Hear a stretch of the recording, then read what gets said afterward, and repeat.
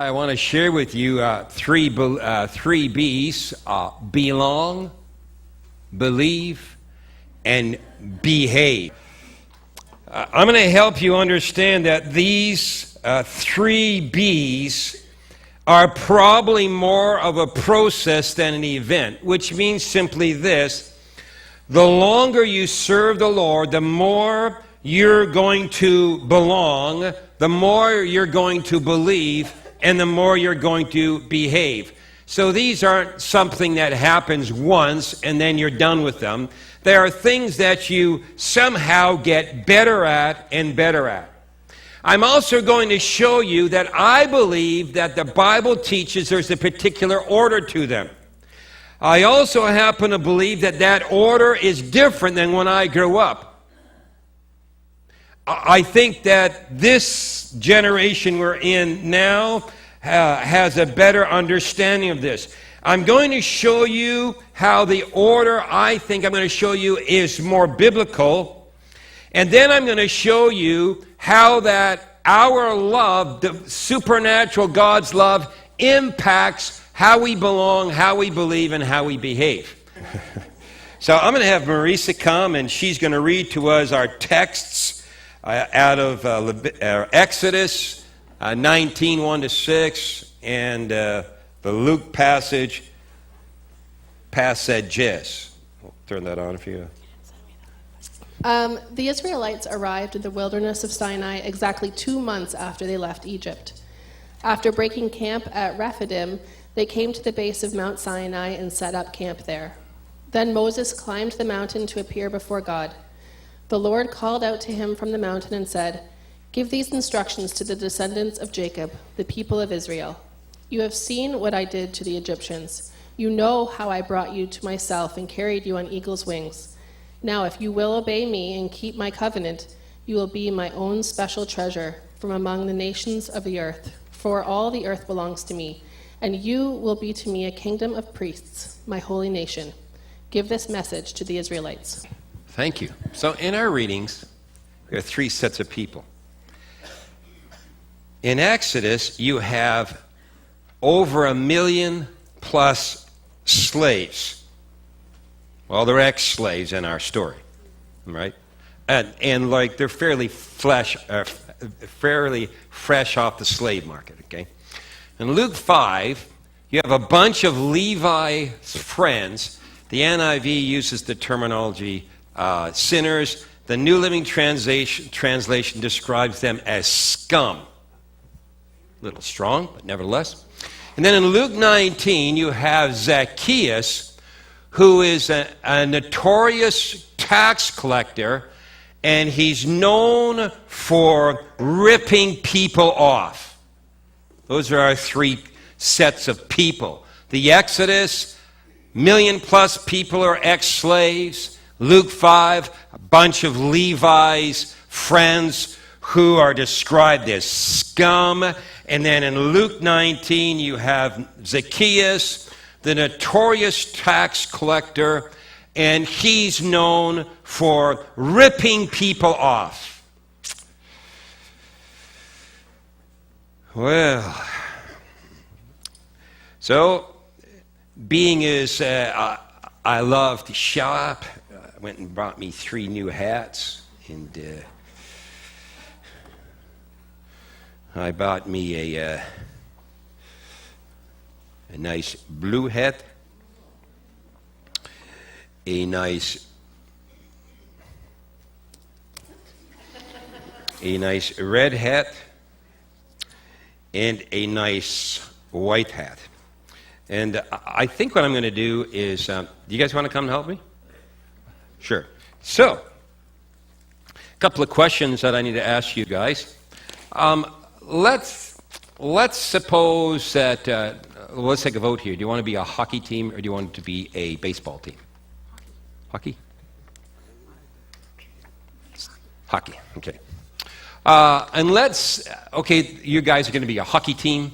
And let's talk about winning the cup. Let's suppose you're actually in the NHL and you're, say, actually a really good team, like, for instance, Pittsburgh. Yeah, let's say you're Pittsburgh. You're the top line. Top line. You can be the centerman. You can be the right wing. You can be the left wing. Okay, and you're the top line on the, what team was it? The Pittsburgh Penguins. And you're the top line. All right, you're the go-to guys. Like, you score every single game, right? Every single game. So, like, you're the envy of the entire NHL. As a matter of fact, Sportsline lose a lot of money on you. So, thank you for not knowing what that is.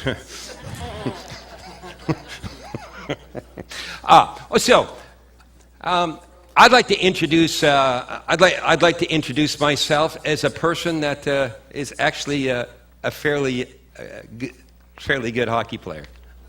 I don't know if you know that, but actually, I've been in hiding. I realize I'm 60, but like, when I hit the ice,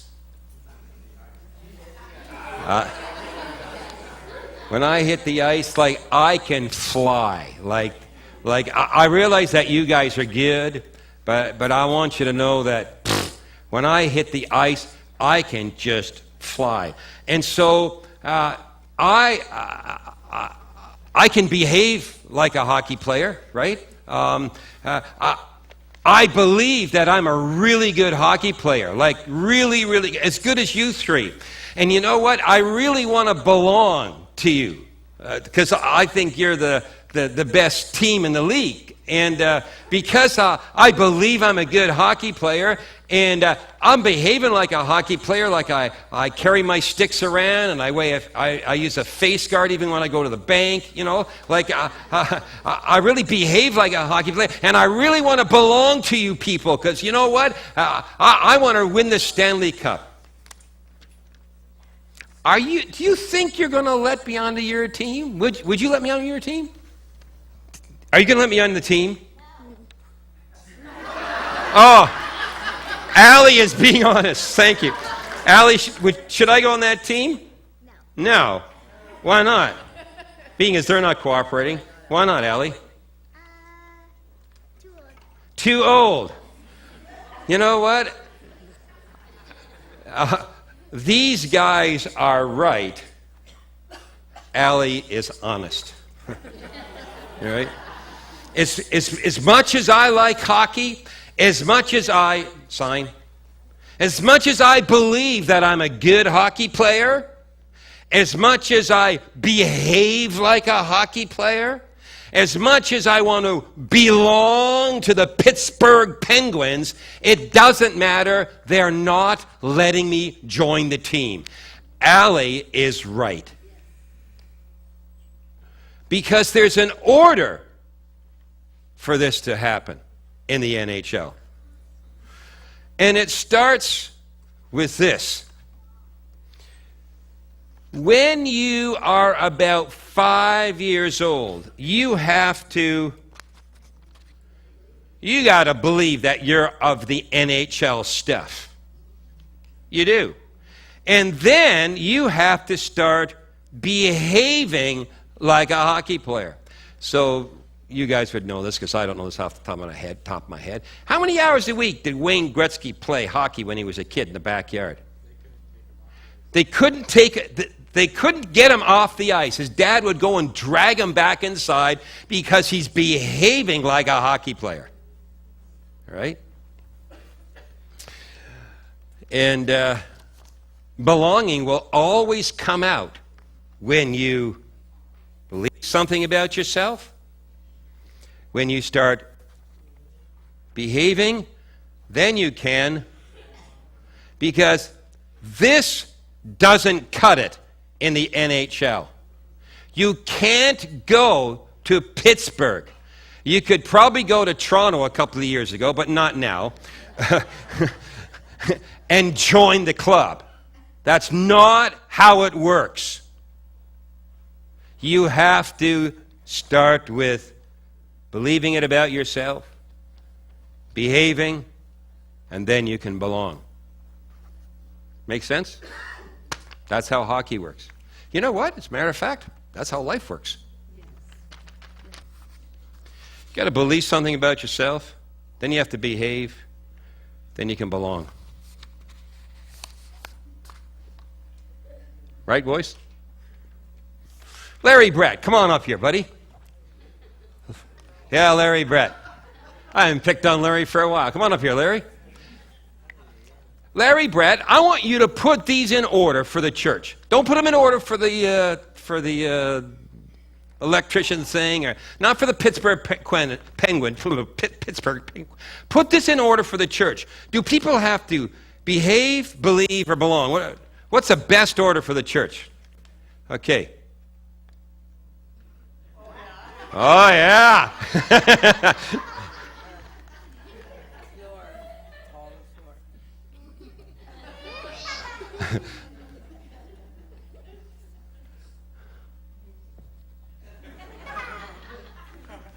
Now, isn't that interesting?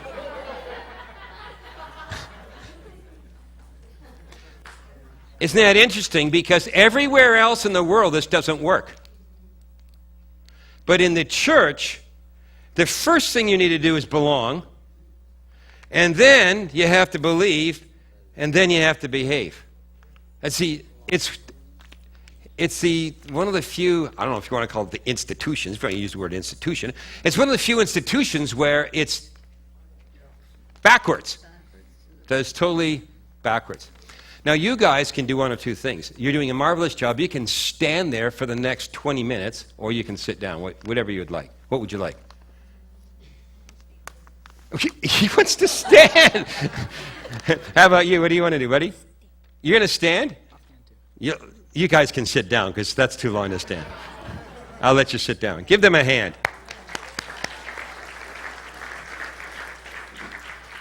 Now, what I've done here is at the far right-hand side, Marisa has read this for us in chapter 19. The people of Israel have just gotten to Mount Sinai, right? And God comes down and he speaks to them about being his own special treasure. All right? So I want to just spend a little bit of time reviewing how they're making out thus far, okay? So in chapter 14, if you want to flip through your phone pages or your Bible, whatever you have there, they've come out of the land of Israel. They've gone through, and they've got up to the Red Sea. So if you look in chapter 14, verse number 11, they've come out of the land of Egypt, and now they're all stacked up by the Red Sea. And we read in verse number 11, they ask this question. Okay, God, why did you bring us here to die? We could have died back in the land of Egypt. Why did you bring us out here to die? And then the next big event in chapter 15, verse 24, and you can read about this in chapter 15, verses 22 to 26. They're at a drinking place called Marah. And who can remember what Marah means? Anybody? It means bitter. And so the Israelites said, this is really bitter water. And so they asked this question, well, what are we going to drink? Right? So, first of all, did you bring us out here to die? Next, what are we going to drink? So then, if you move ahead to chapter 16, and in chapter 16, verses 3 to 4, we have the people of Israel, and they're in the desert. So, in case you don't know this, there's no restaurants in the desert. There's nothing to eat. And so they ask in chapter 16, verses 3 to 4, God, what are we going to eat? So now, focus what's happening here. Why did you bring us here? Next, what are we going to drink?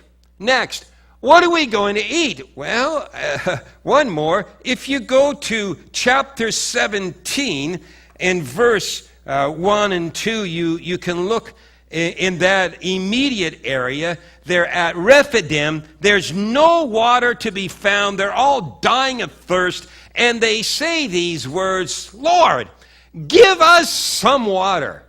Like, these people are miserable.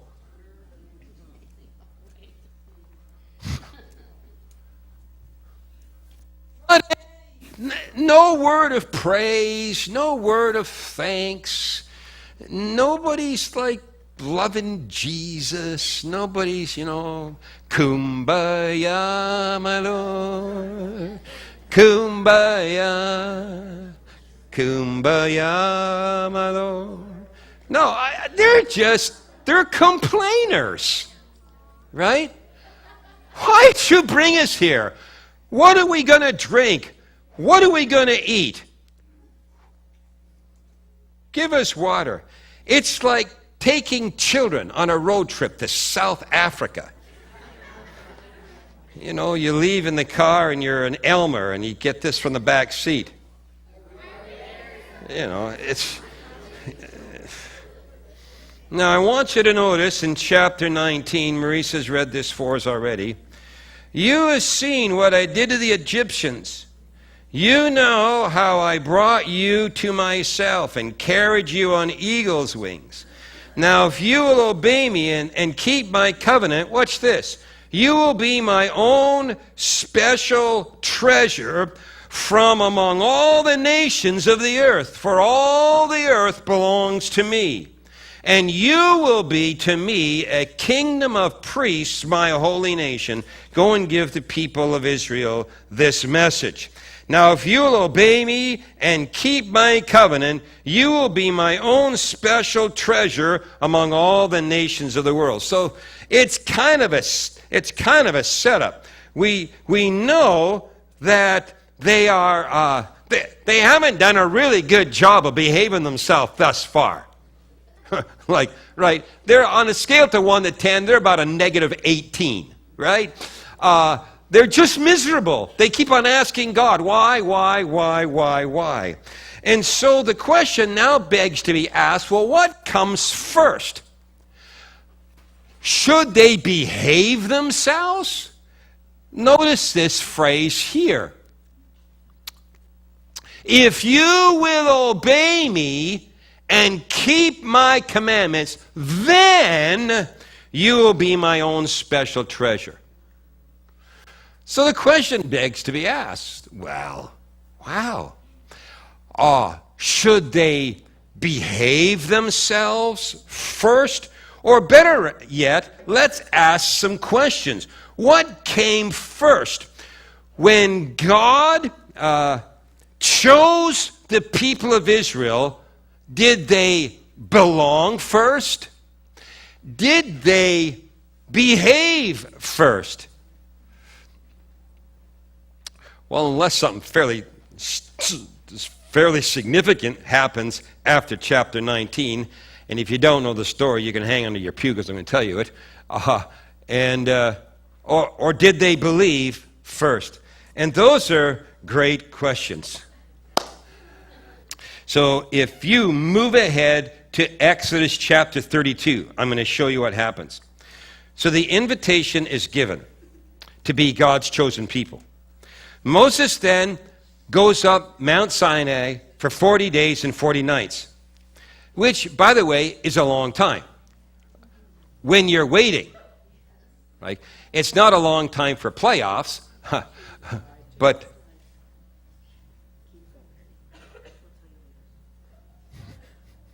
okay. It's a really long time. So they've been a long time, 40 days and 40 nights.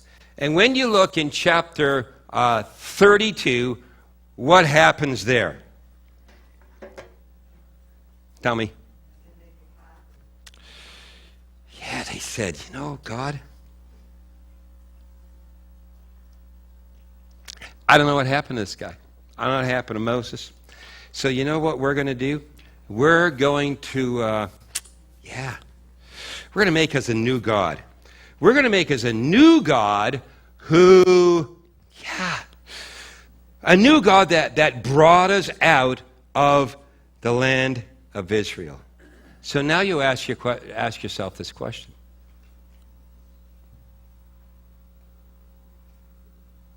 Did they belong? Did they believe? Or did they behave?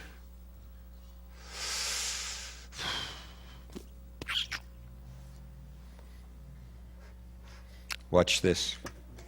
They became the people of God, the Israelites, the apple of God's eye, the anointed ones, God's peculiar treasure,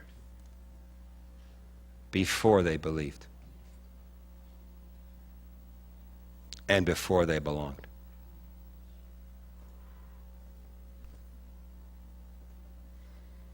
Wow. They became the people of God, the Israelites, the apple of God's eyes, the anointed ones, God's particular treasure, before they believed and before they belonged. So, what I've done is I spaced this out like this. The text of Scripture reads like this. God chose them, and they belonged all along.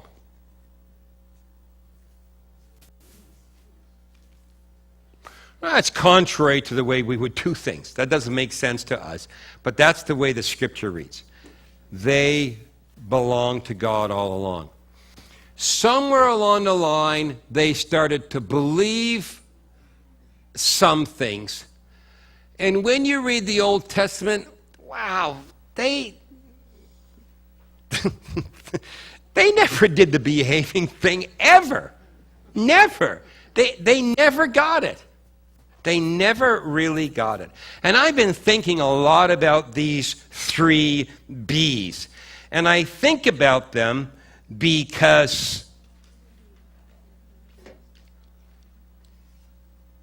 I think we think the church is the same as the Pittsburgh Penguins.